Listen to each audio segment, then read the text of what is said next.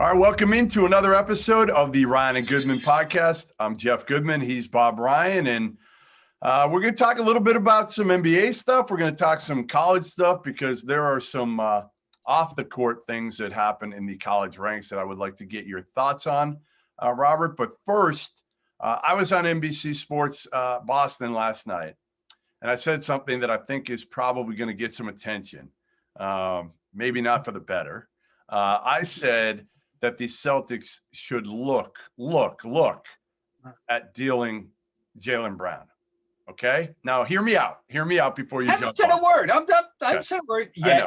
I know. Thank you. I appreciate it because I think a lot of other people are going to jump all over me before hearing the entire story of what I'm saying and what I said last night, which was, is there a team out there, Bob, that feels that Jaylen Brown is or could be a franchise player?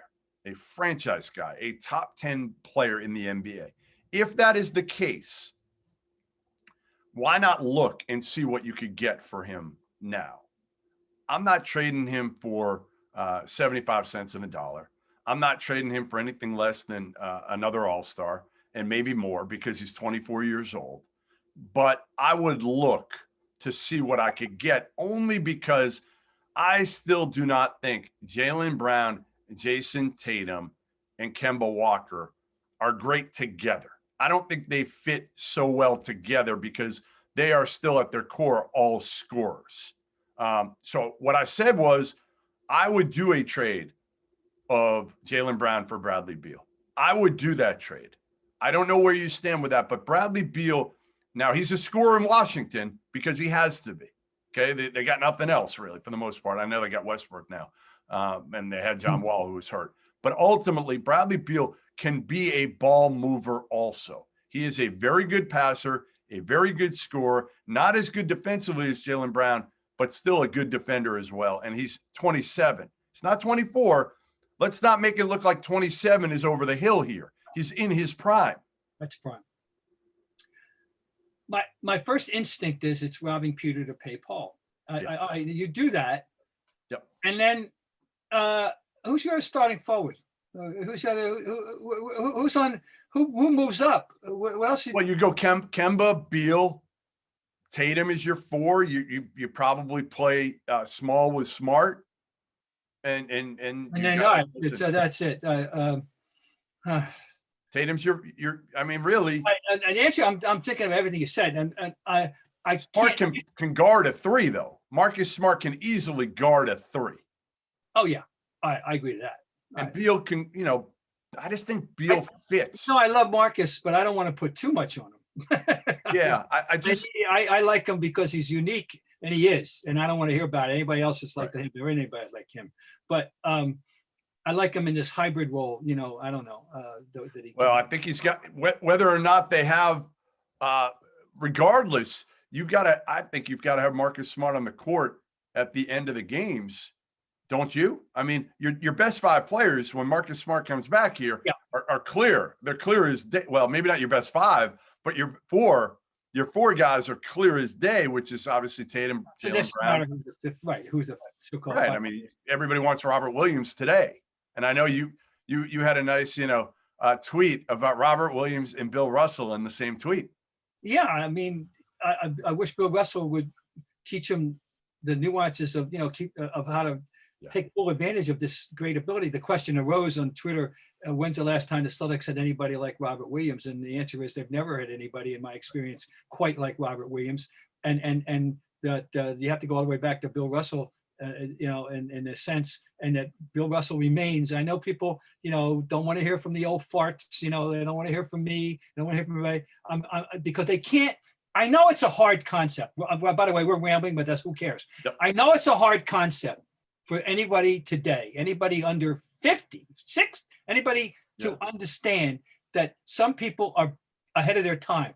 Bill Russell was an athlete ahead of his time. He put the block shot into the game of basketball. He did it. One person did it. It started with Bill Russell. That's where they have to understand this, okay? And he did it because he was an extraordinary athlete with incredible timing, something that is unteachable, okay? Yeah, it's unteachable that his great his and the things that made him Bill Russell ultimately are unteachable. He was innately smart. Yeah, you can't make somebody smarter. And he was, but the timing, the instinct, and the psychology. You know. Well, anyway, he was the master of the block shot, unlike anyone that's ever lived. And I'm sorry. So then, if he could impart some of that wisdom into the most extraordinary physical being at that position the Celtics have ever had to do this, namely Robert Williams. People say about Robert Parrish. Robert Parrish, I don't remember seeing Robert Parrish do an alley-oop dunk ever. Wasn't his game. Now, he could barely get up to dunk it at 7 feet. But what he could do was run that floor. He was elite level, but he wasn't a great vertical athlete. He was not a great vertical athlete. Run that floor. And anyway, all right. So yeah, that's the thing about it. So get back to Beal, Jaylen Brown. Get back to it. What's your thought? Well, my goal is to keep everybody and add on. Am I just hopelessly foolish to think that somewhere out there, Danny can't find an instant offense guy to help come off the bench? Yeah, I think he can find that. I do. I think in the buyout market, there'll be somebody. There will be somebody to me that can help. Again, JJ Redick and his $13 million. Now, the longer you wait, it's obviously less than that. He had a 20-point game last night, by the way, after a while. But I probably would take. I just think if you put JJ Redick on the second unit with Peyton Pritchard, it gives him a weapon. It gives you somebody that has respectability that you have to guard. And more, to me, it's also about like the veteran presence, a guy that's been around a long time that can help in that locker room with Tatum, with Jaylen Brown, and you can put him out in that first unit. You can put him out with those guys, and he's going to space the court. He's going to give those guys more space, Tatum and Jaylen Brown, so they can't just worry about them. And now Kemba obviously changes things. So I do think Redick would be a guy I would look at. I'm not sure if I would definitely do it. I haven't watched enough of JJ Redick throughout the season to know has he really fallen off the cliff or not. But New Orleans wants to go younger. They want to go younger. So they're not playing him as much. So maybe David Griffin would. The problem for the Celtics, honestly, is what do you have to trade? That's your problem. No, I know. That's exactly the problem, because, unless you want to trade Smart, which I don't want to do. I don't either. But I mean, right. Well, we know what their assets are. Their tradable assets are Tatum, Brown, and Smart. And there's nothing else, though. I mean, honestly, like people are like, well, Robert Williams. Yeah, I mean, like maybe you could trade him, but is it worth it? Might be infatuated with him and want to, but what would you get for him? But, I'm just fascinated having a guy like that on this team for the first time in our memory. I want to develop this guy, but. Well, I think he can make Kemba's job easier too, because Kemba can now throw some lobs to Robert Williams. Yeah. He's in the game. If you kind of get, like, he's not a guy you're going to throw the ball down to on the post probably ever, but in this new age of kind of a rolling big man, he's perfect. Like, who's better than Robert Williams? If you can figure that out, like he's better than Clint Capella at that. He's so athletic. He's so physically like gifted. To me, it's all about the mental makeup and whether Brad Stevens can trust them. But maybe Brad has just figured out, you know what? Listen, we're not going anywhere with the combo of Tyson and Tristan. They're nice. They both play hard as you know what, but ultimately they're capped out. Right? They're capped out. Neither one can score at all. Well, Tice, I don't know. No, but they are what they are. They're NBA players. Yes, they're NBA guys. They belong on NBA rosters. They one or both of them could be in a rotation. At least 8, at least 9 for sure, maybe 8, and on a team that could win a championship, maybe. But it's not enough to propel the Celtics where they need to go. No, it is not. That is not. So you raise an interesting thing, and Beal, Beal's obviously at the peak of his game. He's leading the league in scoring. I mean, which certainly no one saw coming necessarily that he would be this good, and he really he's having a sensational year. I love Beal. Not that I don't love Jalen. I love Jalen too. I just don't know if those three fit together to be able to win the East. That's my biggest concern. Now, I talked to two veteran players yesterday, NBA players that I trust that have played the Celtics. One multiple times, another has played them in the last 2 weeks. And both kind of told me the same thing. They both said, listen, I would ride with what you got right now. Get Kemba back, which he is. Get Kemba healthy. Give him the All-Star break, and he's playing much better. Get Marcus Smart back. And then you've got a totally different team than you had early in the season when you had two guys, basically one player I talked to just said, like I told you 2 weeks ago, they can load up on those two. They know where those shots are coming from. And then when you had Tatum and Brown and one of them were off the floor, he said, it was so easy. It was so easy. You knew where all the shots were coming from. And the problem is then more is expected out of Tice. And it's not fair to Tice or Tristan Thompson. That's not them.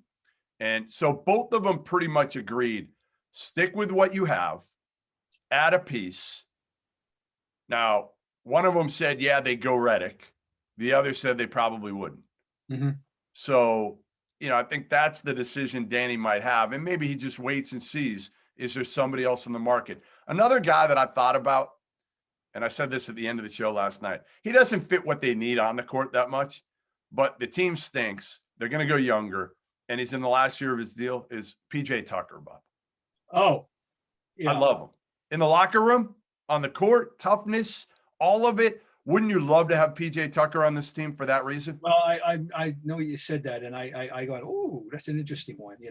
I got on that bandwagon last year. Okay, yeah. Tucker took a while, but I did get on it, and I understand why you would say that, and it would be intriguing, and he needs to get out of there. Right, and they need him out of there. Like he's not happy. He shouldn't be. He's all about winning. Right, he's all about winning. So to me, again, I think the consensus right now. And the other thing I asked the players was about Brad Stevens. And I said, what would you do? I said, there's a lot of people here right now that want Brad Stevens out. Now, they've won 3 in a row, so it's quieted down for the moment. But I said, there's a lot of people in Boston that want him gone. And they both were like, are you out of your mind? Like, you're not getting anybody better. They said, unless he's lost the locker room completely, mm-hmm. You're crazy. Because both of them said he is a great coach. And the only thing, one of them kind of said to me, like, are these guys watching them play? Are they all about kind of me next? Is that the problem with this team right now, especially when Kemba was first coming back? So, they were worried about the makeup of the locker room a little bit, but it was hard. They said, like, without being in the locker room, it's just hard to know. I would like, what do we know? We don't know. I find that hard to believe. That would be a real disappointment to me if that ever took place, ever. And if that's would be the cause of a problem that Brad Stevens would have any kind of a circumstance where he would, quote, lose the locker room. But hey, I don't know. But I mean, I would be really, really bummed out if that were the case. I find that hard to believe that that's going to ever be an issue. Yeah, I mean, I don't think he'll lose the locker room. I just think Brad is what he is. He's not going to change who he is. He's not going to all of a sudden come in yelling and screaming and swearing at guys. That's not him. So, like, I think he earned their respect enough over the years by what he's done, overachieving as a coach. And now it's just like, all right, are these guys bought in? And I don't know how they can't be. Because, again, it's not like if you're Jason Tatum or Jaylen Brown, the entire offense is designed around you. The entire offense. So you can't complain if you're one of those guys, and everybody else in the team isn't good enough to complain. So I don't know what anybody's kind of complaining about here. With Kemba being back, again, I just think the key is you got Kemba back. He's playing well finally. And now you got to add Marcus Smart coming out of the break. And then you see. But listen, your top 3, Bob, your top 3 are probably as good as any top 3 that doesn't reside in Brooklyn in the East. Yeah, well, see, I didn't want to go full panic mode when it was going bad, simply because you said, let's get back the team whole. Right. And it hasn't been in you know, all year, because it started out without a real Kemba, and then it's been a month without Smart. Yeah. And so, you know, let's get the whole thing put together and see what we got. I thought I saw somewhere they played like 28 minutes, the four of them, all year. Yeah, All year. yeah, it wouldn't shock me. Right. So, you know, that's What not are we doing here? You know, we're just like, I don't want to overreact to that any more than I want to overreact to 3 in a row, including with teams that are depleted themselves, you know. So I know that, you know, I mean, you know, you get the lucky break of playing the Clippers without Kawhi, and then you got to go down to the last second. You know, let's not get crazy here, you know, about what they've accomplished. And they stop the bleeding, yes. And I'll go, and that's okay with me. That's And now they stop the bleeding. But I'm not all excited that they've actually, you know, become a juggernaut. No. I know what you are excited about. Thursday night at 8:00. I know you are excited. You're going to be sitting by your television watching the NBA All-Star Game draft, Bob. It's riveting stuff. You know, the All-Star Game, it's finally coming, and they're going to have it come hell or high water. And even though the mayor of Atlanta doesn't want them in their city, and we all know it's all about dollars, and now they've cloaked it in charity because they're involving the HBCUs who are going to come away with a lot of money, which is nice. I'm very happy about that. Yep. It's fine, you know, and that gives them a sense of civic responsibility, if you will, you know. But the fact of the matter is that there's no real there was no one really was excited about having this game. The players didn't want to play. LeBron was hardly alone in saying it. And and under normal circumstances, they would love to have an all-star experience. And there are players who are involved who are going to get this most out of as much out of it as they can. I know that Jaylen Brown is still excited about the honor of being involved. I know that Julius Randle is very excited about the honor. Zach LaVine. And Zach LaVine, who's having a quietly sneaky, amazing season that nobody outside of Chicago seems to realize. And so, yeah, and I appreciate all that. But, you know, don't get me started on how the game itself is, that they've had to trick it up just to get interest. It shouldn't. I don't know what mentality allowed us to get where we are. Okay. How did we get where we are? I know where we are. Yeah. But I don't know how we got here. How did we deteriorate so much to trash this NBA All-Star Game that they turn it, you know, it so deteriorated into a alley-oop-a-palooza. It's unwatchable. It's unwatchable, Bob. Unwatchable to anyone who actually likes basketball, real basketball. It's one. It's and one. That's what it is. Stop watching it. And then last year, of course, they tricked it up and actually, you know, it was a novelty interest involved. Yep. And I'm going to be honest. I have a professional reason why I'm going to have to sit there Sunday night and torture myself and watch the whole damn thing, including the slam dunk contest, which should have been abandoned after Spud Webb won it in 1986. So, you know, when a 5'6" guy wins it, I don't want to hear about it. You know what? If I mean this, I've been saying this there should be a height limit on the dunk contest. 6'6". You have to be. I'm very serious. 6'6". Who cares? If a 6'9" guy, I remember when Larry Nance won it, and I predicted he would that year, and he was 6'9", and that's the first time someone that tall had won it and was going to win it. And then do I care if 7-footers can dunk? No. No. What is the point? Right. I care if Spud Webb could dunk. That got my attention. Yeah. But anyway, there should be a 6'6" limit. Yeah, you're probably right. 6'6", 6'7". You know, I mean, who cares? It's not ridiculous. A 6'10", 11. All right, so I'm going to give you the list of names, and you're going to tell me if you were LeBron. I think LeBron might have the first pick. I'm not sure if KD or LeBron do, but if you are LeBron, who are you taking number one? If I'm going to give you all the choices, who is the guy you're taking? Okay, number one: Jaylen Brown, James Harden, Zach LaVine, Julius Randle, your boy Sabonis, Ben Simmons, Vucevic, Devin Booker, Paul George, Rudy Gobert, Damian Lillard, Donovan Mitchell, Chris Paul, Zion Williamson. Look, I'd be I don't want, like the guy, I'd be totally intellectually dishonest if I were to say that the honor of being the first guy picked isn't James Harden. So, I mean, he's been the best player in the league this year. Yeah, I think you're right. As much as it kills me, and you know, I don't like anything about him, but he has produced at a phenomenal rate since his manner of exit from Houston was disgraceful. Okay, and if you want to judge him strictly on that, don't take him. Those were the reserves. Those were the reserves that I read Yeah, off. I know. And The starters are pretty good. Listen, I mean, Bradley Beal, starter. yep. Joel Embiid might be the damn MVP of the league right now. Oh, he's certainly high in the discussion. He has been, Ah. not that we worried, obviously physically. You look at somebody. Do you like Kendrick Perkins has been comparing him a lot to Hakeem? Well, it's obvious comparison. A tall fellow who was born and raised in the continent of Africa. Yeah. But by the way, Hakeem was his model. I'm told He that was. he wanted to model himself after.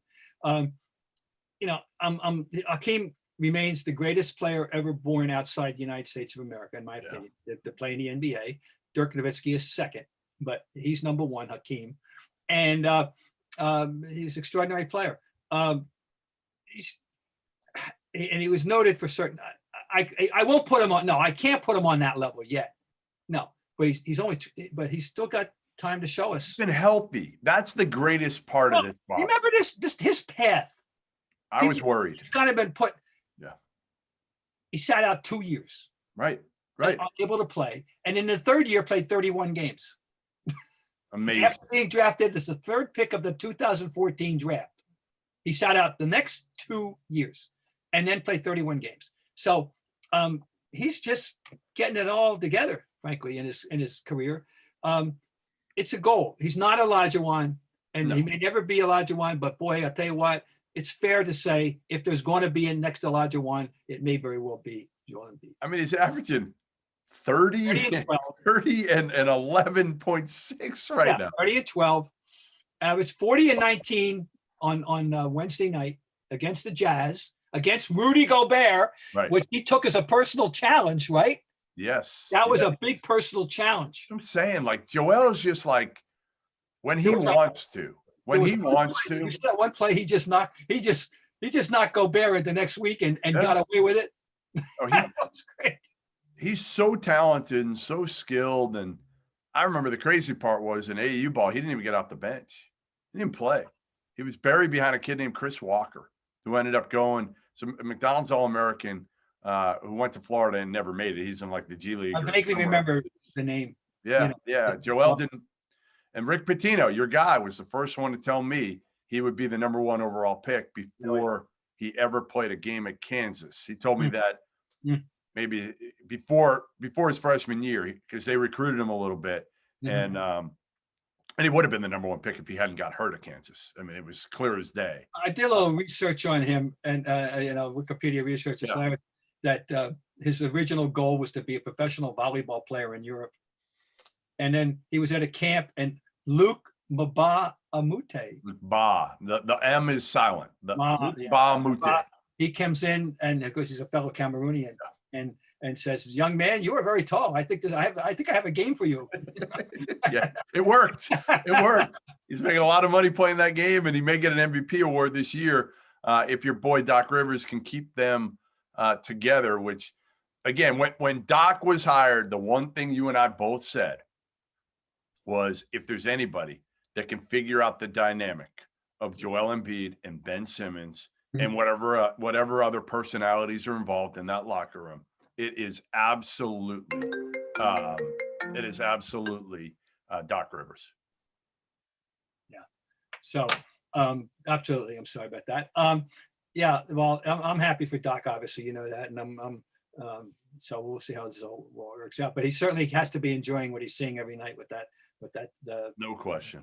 All right, we're going to get to a couple college topics. Yes. Your thoughts on both of these. We'll start with Greg McDermott, who I've known for 20 years, Creighton head coach, who made his way into the news this week because after a loss to Xavier, he was talking to his team, and he's a pretty mellow guy. I mean, really mellow guy.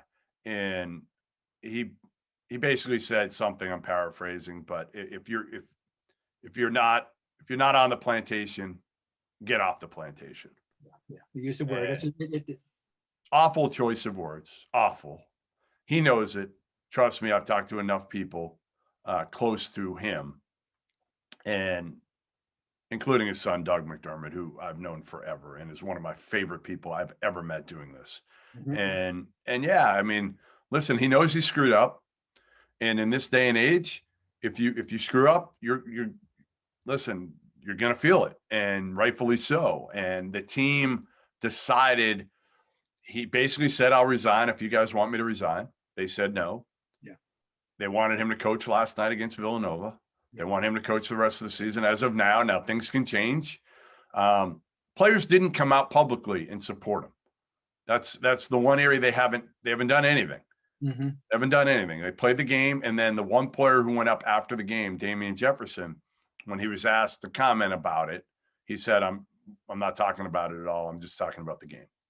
Everyone of a certain age needs to, has been placed on notice. Yeah. That certain casual references that had no harm and had different resonance years ago are no longer available to you. Okay, this is what happened here. I don't know. Yeah. But I know that there's no priors that I know of. I don't believe that he's got the this isn't like the other coach in the Midwest earlier this season who had priors, who had a track record, right? But not this guy. Hey, there with the grace of God, go I kind of thing. As you know, I'm going up to 18 years ago. I had a verbal gaffe on local television. Wound up getting me suspended for an entire month. Really?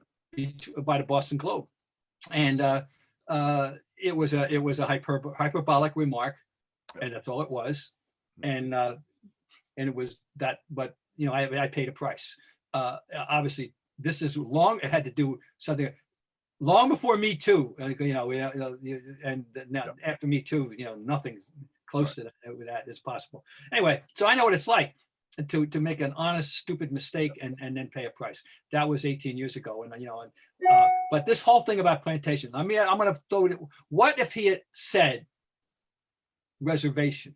I think that's what, talking to people close to him, I think that's what he meant to say, Bob. And I still think that's egregious.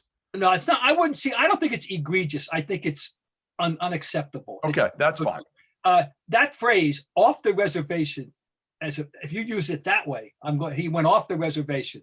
That has been in the lexicon of American for my life. Yeah. All right. And people have casually used it in many contexts about somebody went deviated from the script. Now it means exactly the same as off script. Right. It's not what it means. Off the reservation. Well, except that I'm sure that the Native American community would object. Correct. So 25 years ago, they wouldn't, maybe because they didn't feel they felt not empowered. They felt disenfranchised. Right. And they no, I think you're right. I think he probably did mean off the reservation. Instead, he said off the plantation. And again, listen, we'll see kind of how this plays out. Again, all I can speak to is my experiences with Greg McDermott and that family. I've never seen anything racist out of anybody in that family. I find it just, look, I don't know him either, but I find it so hard to believe that occurred to him at the time. It was just a phrase that he was used to using that people knows what it meant, that you got to stay home. We got to stay together. We got to stay back home. Right. And he chose a loaded word that has terrible connotations, and he's. I hope he doesn't pay an ultimate price. That's all. I think. Yeah, I'm with you. I mean, listen, if I was kind of surprised a little bit he coached last night. I thought maybe he would be suspended or suspend himself for last night's game. He did not. All right, the last one I want to talk about. It's one kind of dear to my heart. Jim Boeheim took a shot at a reporter's question last night in the post game. They won. They won the game. They beat Clemson. Great win for Syracuse. They're back on the right side of the bubble, I think. And one of their reporters, Matthew Gutierrez, who is a Syracuse alum now working for The Athletic, asked him a question about a couple players. And I don't even remember the context of the question. But basically, Boeheim said after that, here I'm quoting, "But if I played Jesse and Kadary, we'd probably be 22-2 now." Sarcastically. I just didn't see that. Couldn't figure it out by myself after 45 years. I need a reporter to figure that out who has never played basketball and is 5'2". It's cringeworthy, Jim. Those of us who want to like you, Right. okay, which I do. I've You had do. enough encounters with him over the years. Yep. That I've seen him away from the fray. Right. I've had a beer with him. Yep. And I, no problem. But this is utterly unacceptable. And here's the thing about it. He went way out of his way. This is the result of a tweet that Mr. Gutierrez put out some while back, saying that he thought that he wasn't using those two guys in question enough, and they at that point I think he said we'd be 17-5. I believe that's the phrase at that point in time. Okay, I mean not the phrase. I think those are the numbers. Okay, so he tweeted it. Jim Boeheim had another question was the SID or the woman that was whoever was conducting the press conference was ready to acknowledge a question from another reporter. You could hear the voice on the tape, and then Boeheim suddenly jumped back in to gratuitously introduce this other line of discussion, going after Matthew Gutierrez for the tweet. Yep. Now, a couple of things. It's before we get to the worst thing, but I'll start with on a degree of difficulty. In 45 years, he's never known what anyone would like just question a strategy or a judgment. And by the way, after 45 years, shouldn't you be willing to, except you're wrong at times. Roll off your back, A. Right. Then when you go a height joke, a height reference, For what? What gratuitous Right. shot. Now, I don't know if there's any history between the two, and you said he went to Syracuse. Maybe the history goes back to when he was an undergraduate. I don't know. Who knows? But there shouldn't be any history. There shouldn't come to fore. He went out of his way to make a totally snide remark that degrades him and makes it hard, for somebody like me to now defend him harder than it would have been if he had never done that. There's no excuse for it. None. And if I'm a superior, I think his AD, well, it's not going to happen because he rules, we know Right. he's the most important figure in the history of the school. Right, frankly, You know who his AD is, right? You know who his AD is. Who it is now? I forget who it is now. My former boss at ESPN, John Wildhack. That's right. I remember that. Yeah. I do remember that. Good guy, really, really good guy. So he's not gonna suspend or even probably call Jim Boeheim in his office. No, Jim slap Boeheim him on the wrist. No, he's in. But be careful, Jim. I'll give you one example. You can go too far. Joe Paterno. Just remember that as the motto about a fall from grace that was unimaginable at an institution of higher learning. So don't get too cocky, Jim. But that was unacceptable. But he'll pay no price for this, other than a loss of respect from to some degree from people. Do you remember the comment he made? It was 2013 when he told reporters to go get your Pulitzer somewhere else. Do you remember that? No, I don't. It was at Marquette. And that was directed at me and Michael Cohen at the time a Syracuse student newspaper reporter. So Michael Cohen had hit him with a question about maybe playing, I think it was DeJuan Coleman, putting in DeJuan Coleman against Marquette had a big boy named Devontae Gardner. Okay, big, plotting kind of big man. And I think he asked him, and that started to piss Boeheim off a little bit. Then I followed up with a question about leadership. Well, that didn't go over well. That didn't go over well. So he basically then went at both of us, and it ended with, "You guys can go get your Pulitzer somewhere else." I laughed. Listen, we've been in this long enough to know, it is what it is. You got to let it roll off you for the most part. It's a personal attack. If somebody makes a personal attack at me or my family, it's different. But anything you say about me, I don't care for the most part. I thought it was funny. And Jim and I had a pretty good relationship up until that point. Yeah. And we've had one since. He called me the next day, Bob. He called me the next day to apologize. Oh, really? See, that's a side that you want to see. Now, I don't know how he's going to, what he has any plans to even acknowledge what he did last night. It's going to get some play. We're talking about it. Right. It's all over Twitter. Absolutely. for anybody. So we'll see what happens. But it was degraded. Come on, Jim. You know, you don't you don't need to do that. Particularly when he's coming off. The thing is, he was praising, saying, it's hard to win in this league. It's 9-7. The kids are doing a great job. Exactly. He had a nice high level right. tone, and He then likes drama. Had no, and another question's coming, and he has to. Oh, wait a minute!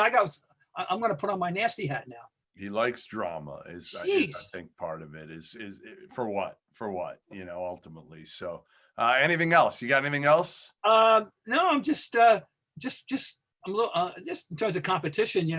I had just decided that the Big Two in college basketball was a Big Three, and suddenly Michigan got humbled. Yeah, they sure I don't know did. what happened in that game, but they got humbled. Yeah, without Illinois' best player and a National Player of the Year candidate. Donmo playing. I like Illinois. I've been trying to preach the gospel to people, as you probably know, on Twitter about how loaded the Big Ten is, how much fun some of these teams are. Really, the Big Ten. I love watching Big Ten. These teams play this year. What you got to watch today? I got one for you today. Have you seen? You should, and if you haven't, you need to, because of your buddy and former boss Joe Sullivan. Have you watched St. Joe's? Have you watched Ryan Daly ever? No, but I know they're playing shortly against UMass. 1 o'clock. You have to watch at least watch 20 minutes of it. Okay. Ryan Daly might be top 5 favorite players in the country for me. I saw him last year at Charleston. He's 6'4.5". Even he will say he looks like he should be playing in the YMCA. He just doesn't look the part. He is a terrific player. He missed 2 months this year with a broken thumb and came back when, honestly, he had told me early in the year, he's like, I'm probably done. At this point, they were 0-10 in the league. They were horrible. He wasn't going to come back. He comes back, and they've won, I believe they're 3-0 or 4-0 since he came back. So they got UMass today in a matinee. So you need to watch Ryan Daly. All right. Okay. That's a deal. I can work that into my schedule. And next week will be my last show from my abode, and then I will be the one after that. I will be in Indianapolis at the Residence Inn in downtown Indianapolis. So yeah, all right. Anyway, everybody, join us next week. Thanks for joining us this week on the Ryan and Goodman podcast. We'll be back next week. Make sure you subscribe to the pod wherever you listen to your pods, iTunes, Stitcher, whatever, and CLNS Media. Make sure you follow us on there as well.